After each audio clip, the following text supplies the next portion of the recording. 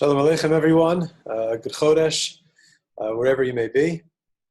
It's really very special to be a part of this virtual encampment all around the world. And thank you very, very much for joining. Thank you to Yeshivat Hakotel, our virtual Achsanya, for this amazing initiative, to Rabbi Tarragon for all of his hard work to enable this, and all the facilitators and coordinators and everybody behind the scenes who are making this incredible day of togetherness and revelation of Vayichan Sham happening. My name is Judah Mischel. On the level of Achsanya and my institutional affiliation, I'm the assistant to the director of this Achsanya. It's my wife, broadcasting live here from our house. Hope that the light is okay behind me. It's natural. Thought that it was worthwhile to go with the natural light and the flowering grapevines in the background, even if it causes a little bit of contrast. It's very, very special to be a part of this. Actually, I was thinking Reb Naftali from Rupshitz points out that that incredible Maimed Har Sinai and the experience of Vayichan Sham Yisrael Neged Ahar, Ish Echad B'Lev Echad, the unity, the oneness, was actually before Matan Torah. The Rupshitzer pointed out, because as soon as the Torah was given, everybody thought that they had monopoly over truth, and that everybody's particular way is the right way, and that unity dissipated. So I hope that today is some kind of tikkun here as we prepare for this year's Maimed Har Sinai, that Be'ez Hashem we'll be able to extend this Ish Echad, and we're all in it together reality into the world of Torah as well. Our bubbies, our great-grandmothers used to say that of all the Shlosh Regalim, Shavuos is the best. Because on Sukkot, you can eat whatever you want, but you can't eat wherever you want. And on Pesach, we can eat wherever we want, but we can't eat whatever we want. Even though we can have chocolate bars and potato chips, you have to be very careful on Pesach what we eat. But when it comes to Shavuos we can eat wherever we want, whatever we want, milchiks, fleishits, anytime, any place. And maybe it's an old joke, or it's an old, pithy bubby comment, but really belies a deeper truth about what Shavuos really represents. In Kabbolas HaTorah and receiving of the Torah, and Matan Torah, these two movements, the giving of the Torah, that take place at Har Sinai, it's very specific that HaKadosh Baruch Hu reveals himself and gives us the Torah in a very non-specific place. Where is Har Sinai?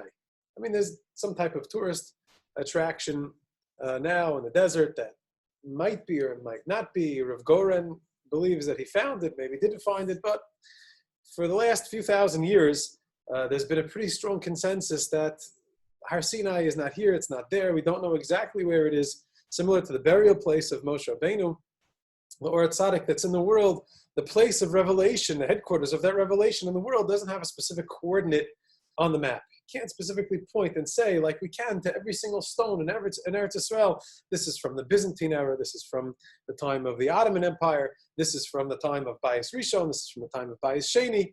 In Eretz Israel, what makes it so special here is that we're really living then, now, and now then, past and present, future, all together, and we know exactly where things took place because of archaeology and Tanakh and markings and simanim.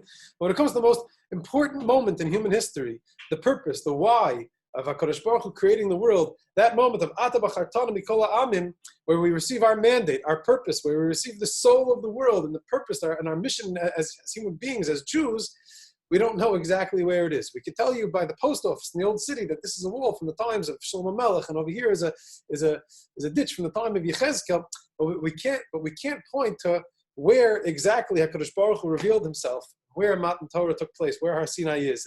And it's very specifically non-specific, that there's nowhere particular that Torah, so to speak, was revealed, because Torah is everywhere all the time. There's no upper limit and there's no minimal amount. It's a particularly relevant teaching this year of Hagisa Bo Yomam Valayla, where it's hard to remember what day it is. I mean, today is Rosh Chodesh Sivan. That's when this is being broadcast, but it's very clearly not Rosh Chodesh because I'm not wearing a white shirt. There's days are kind of blending into one, and there's Chol and there's Kodesh, but it's hard to know what time it is and where we are and what's happening and what's doing. But one thing is for sure, that the Zman for Limud HaTorah and for receiving the Torah, for revelation, is all the time, everywhere. V'hagisa bo yomam v'layla, we shall toil in it morning and night. There's no upper limit of Torah and there's no minimum amount. Without the formal trappings of a beis medrash this year, without the formal trappings of shul that we've become accustomed to, we're forced into recognizing this and internalizing this lechatchila, not b'diavad. Not, because we have this terrible plague that we're facing, should soon be pushed away. Everyone should see big refuos and yeshuos. But not, so now we have to make our homes into little batei medrash and little batei knesset. That's not the narrative. The narrative is that it's lechatchila this way. That it's exactly the way Hashem wants it to be. And it's a good thing for us to become accustomed that our homes, that our dining room, that our living room, that our den, that our porch, that our merpeset be a place of revelation. Because Torah is not given in shul. Torah is not given in the beis medrash. Torah can be learned in a beis medrash. Torah might be learned out loud in a synagogue. But it's everywhere and all the time. Gemara in Chagiga tells us in Daf Tet Zayin that at the end of a person's life, the walls will testify. Now, the Gemara says that Avnei Beiso, V'koros Beiso, that literally the beams of one's house and the stones of one's house, the supports of one's home, Hey Me'idinbo, they will testify. Now, the English translation, I looked in a couple of the different Perushim and Farshim that I have, and Sefaria, and the Art Scroll, and Stein's also, they all kind of direct us toward a very intense way of understanding this, that the walls of a person's home, Me'idinbo, means that they'll testify against him. Although I'm not an expert in Talmudic language. I'm not an expert really in anything other than not being an expert in anything. But for some reason, the way the Mefarshim explain this, is that the intent of the Gemara is that the walls of one's house will testify against us. What it seems to be that the pshat is that the Avnei Beis of a Kores Beiso, Hey Me'idin Bo, they'll be testifying about him or for him.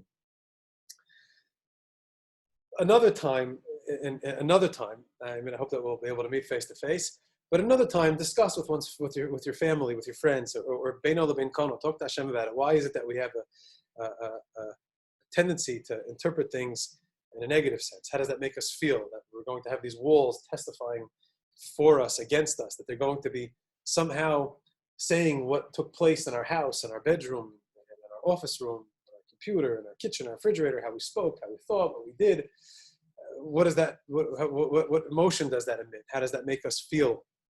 I would tend to imagine that that gravity, the laws of gravity dictate that might not make us feel so good, so comfortable. What do we feel parenthetically when we read the Mishnah that tells us that there is an ayin ro'at, that there's an eye above us, that there's a big brother watching, there's a camera that's watching all of our actions? It's lo na'im. It's not a comforting feeling for most of us most of the time, to have all of our thoughts examined and everything that we're doing and choosing to be written down makes us kind of feel like maybe there's a cop there. But the pshat in the Gemara is that Avnei Beiso, that the walls of one's home, the koros Beiso, the support beams and the walls of our house are going to testify for us. And the context of that Gemara is that HaKadosh Baruch Hu is called Aluf, an intimate friend. These are days where that Gemara is on my mind constantly. My dining room table, and the walls, and the couches, and the screens, and the windows, and the backyard are going to testify the incredible and extraordinary efforts that Jewish men and women and children and families are expending to create places of hashra, places of where Torah resonates and Yiddishkeit resonates. We're davening here, we're learning here, we're eating meals here, we're spending time together here, we're doing our best to work on our midos here, we're in this cocoon, in this isolated place, in this mini Har Sinai, we're doing our best to try to create a place of Hashras HaShechina. And I believe that the walls will testify that to all of the extraordinary efforts that Klal Yisrael are making, and the extraordinary efforts that people are making in giving Zoom shiurim as if they're speaking to lots and lots of people without any energy coming back from the screen. I believe that the screen will also testify that people are trying to connect. There was an extraordinary tzaddik and gaon named Rebbe Eliyahu Moshe Shizgal, Zecher Tzaddik Levracha. He was a Magid Shir in Torah Vadas. a very close Talmud of Shloime from Torah Vadas, and most famously became known as Reb Moshe Feinstein's son-in-law. Even before he got married, he was a very young man, was giving shir to older Bachrim in Torah Vadas when he was yet a 22-year-old. Shizgal died tragically at age 52. He was a close friend and a colleague and a chabrusa of Rav Avram Pam Zatzal, Gedolei Hador. Rav Nosson Tzvi Finkel Zatzal called Rav Pam a kleine Chafetz Chaim. He was an extraordinary human being, Rav Pam, incredible Bal Midos, someone who was very careful. Rav Pam and Rav Shizgal were close friends. They used to walk home together, before they would each go their own ways, back from yeshiva. Rav Pam described his close relationship with Rav Shizgal in such a way that even after Rav Shizgal was nifter, Rav Pam would have vivid dreams of talking and learning with his chavrusa Rav Shizgal, and when he would wake up, he'd be able to go through all the chidushim, all the insights, all the details of what they had discussed in Torah and that sugya in his dream. Such was the intensity of their relationship. Rav Pam said that there, in his hesped, in his eulogy for his close friend, he said that there are two types of masmidim. The first type of masmid, the first type of person who is so dedicated and committed to their learning, the first type of masmid is the standard masmid, someone who never leaves their Gemara, someone who's always with a sefer open in front of them. They never leave their sefer. He said that then there's a second type of masmid, and he said that's really what Rav Shizgal was. The second type of masmid is someone who the Gemara never leaves them. Now, wherever they are and whatever they're doing, whatever they're busy with people, with their job, in the street, here or there, the Gemara, the Torah is always with them. The level of a hagisa bal yomam v'layla, of day and night, shachbacha, of kumecha, shiftacha b'veisecha, lechtecha b'derech, like Rav Nosson Breslover explains that the yichud of Torah is revealed specifically in all different situations, not just in a shul, not just at Netzach Hama with the Kriyas HaTorah being read after Akdamos by a Chazan in the context of a minyan. In our house, when we're sitting, when we're laying down in our bed, when we're traveling, when we're here, when we're there, when we're making supper, when we're eating supper, when we're cleaning up from supper, there, the yichud of Torah is revealed. And that's true hasmada. True revelation of Har Sinai is not just thinking about some place, some time that took place there, then, but it's taking place here, now, wherever we are. No specific coordinates, no specific upper limit, with no specific text. Rav Dessler said that the achdus of Torah, that the infinite nature of the unity of Torah and the unity of Hashem is revealed when a Jew is able to feel comfortable in learning different perspectives of Torah, hearing different voices. So it means Matovu Ohalecha Yaakov, Mishkanosecha Yisrael. At the tents of Torah, that a person who is really considered a ben Torah is able to traverse different tents, different batei medrash, different schools of thought from this side and from that side, from this perspective and from that perspective, in order to reveal the achdus of Torah, the oneness of Torah. And it doesn't have to be in any specific place at any specific time. Milchiks or fleishiks, motzarei chalav, and then a fleishik meal, that's the glory and the beauty and the simcha of Shavuos. There's a beautiful episode, a beautiful image and story that I just want to leave you with. I mean, I'm not going anywhere after this. I'm just going to probably go 2 inches, 2 feet to my right. Derech Agav, l'chaim in the middle to everyone, wherever you may be. L'chaim in the middle. We should have a beautiful Kabbolas HaTorah. The beautiful episode and story that I've been thinking a lot about and talking a lot about in our house recently. It was actually the first Simchas Torah or the second Simchas Torah after the foundation of the State of Israel in 1949. The builders of the incredible Torah city of Bnei Brak, the architect was a Yid named Reb Itchemeyer Gershon Koren, and other many important people contributed and were part of it across the world for many, many years in the planning. But really, the two who really moved it forward were the Panovich Rav, Rabbi Yosef Kahaneman, and Rav Mishai Karelitz, the Chazon Ish Zatzal. The Chazon Ish and the Ish Chazon, the man of vision. Heard that from Rabbi Teller. That year, when things were just happening, just beginning, Bnei Brak was just beginning to turn from a sand dune into a sand dune with some Jews living on it who were learning Torah and trying to reassert the centrality of Torah in Jewish life after the trauma and destruction of the Holocaust. The Chazon Ish wanted to go to Panovich, wanted to spend Simchas Torah in the yeshiva with the handful of B'nai Torah who were there and with the Panovich Rav. And the dancing that Simchas Torah was unbelievable. In the context of so much destruction, so much loss, beginning to celebrate the flowering of redemption in the context of Torah was something which was very, very sweet for all who were there. And it was an unforgettable Simchas Torah with the Chazon Ish and the Panovich Rav dancing together. After Hakafos, the Chazon Ish began to make his way home. The Brisker Rav, the Tzal, was also in Bnei Brak for Simchas Torah to strengthen the environment of Torah at that time. They saw each other in the street and had a very warm Yontif greeting. And the Chazon Ish returned home with such mochen de gadlus, with such an expanded consciousness, with such joy. The Jew who was with him, the Talmud who was with him, described that when the Chazon Ish came in, he thought that his Rebbe would collapse, would sit down, take a drink, make kiddush, just to take a load off and rest his feet.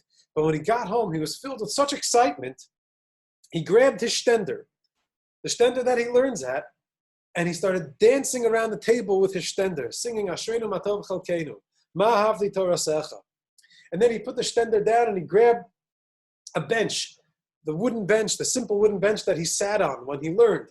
And he took the bench and he held it over his head and he started dancing around the salon, dancing around the living room, singing again, Ashreinu Matov Chalkeinu, Ma Havli Torasecha, with such incredible fervor and dveikus and joy. Talmud looked at him like maybe he'd lost it. He looked a little, people get a little bit into it, Simchas Torah, sometimes it's shenanigans, but usually, the Chazon Ish kind of kept it on the straight and narrow, right down the middle. Talmud looked at him like, what's going on, Rebbe? And the Chazon Ish said, this is the shtender that I learn on. This is the bench that I sit on when I learn. They also are part of my simcha. They're also part of my experience of revelation. This year, Shavuos,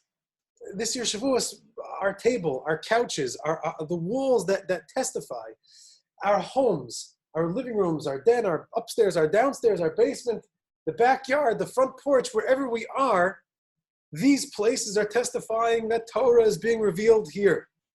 When Rav Pam came to be Menachem Avel, to Reb Shizgal, to be Menachem Avel, his closest friend, after he sat with the family for a little while, Reb Moshe Feinstein Zatzal was there, being Menachem Avel, sitting with his daughter. Rav Pam asked if he would be able to go for a minute to Rav Shizgal's study. And they brought him to the room, to the little study, to the place where Rav Shizgal sat and learned. And Rav Pam entered the threshold, closed his eyes, and stood there for a few minutes, basking in the Hashras Hashchina, in the revelation, in the divine presence of that place where his Chavrusa learned, where he opened Sfarim, where he wrote Chidushim, where he prepared Shir. Because the inanimate, we shouldn't say the inanimate, the silent places that we sit, the places that have a vitality to them that don't speak with words, but the bench that we sit on, the chairs that we sit on, the table that we sit on, the walls and the shelves that surround us testify on our behalf. Ribbono Shel Olam, Ashreichem Yisrael, look at your children. Look how they're trying so hard to be connected to you during this crazy time and always. Look how they've restored their homes as the centers of Jewish life. Look how they've rescued the Shechina from these shuls and from the Batei Medrash and brought it back home to learn and to daven where really you want it to be. Really you want this to be the place where we're revealing yichud between us and the people that we're closest with, or between us and Hashem, between us and the Ribbono Shel Olam, to reveal HaKadosh Baruch Hu in our own places. Let it be that this year we experience the sweetness of Kabbolas HaTorah, of Matan Torah, Ki ish echad b'leiv echad, wherever we are. We know that we're connected. We know that we're of one heart before the receiving of the Torah and after the receiving of the Torah. And let it be that, God willing, it be with simcha and with pnimius, with joy, and in an internal way. We should enjoy milchiks and then fleishiks, wait a few hours and then have milchiks again. Wherever we may be, it should be filled with joy. And Yasher Koach to everyone for joining. And Yiratzon, we should join each other in good times, in good health.